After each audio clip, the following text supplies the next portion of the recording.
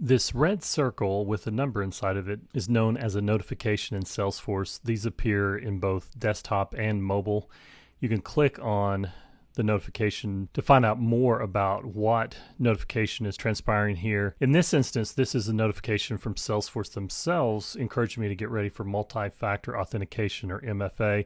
But you can have other notifications here about tasks that are due. These would be also appearing here on the home page. And so let me go ahead and create a task and show you what that looks like for notification. So I'm going to go to the Task tab here and select a new task that'll be assigned to myself. And so I'm going to set a due date on this new task that I'm creating, which is to call Bertha Boxer, a contact record in my org.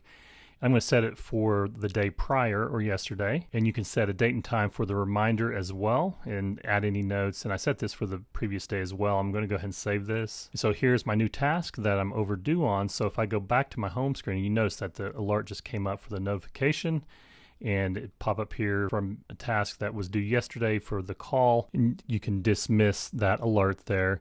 Now you can mark this as complete. I want to go ahead and edit the due date and make it today's date.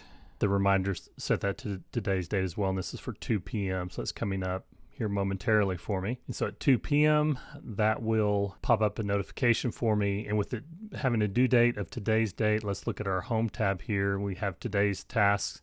I've got my reminder to call Bertha Boxer.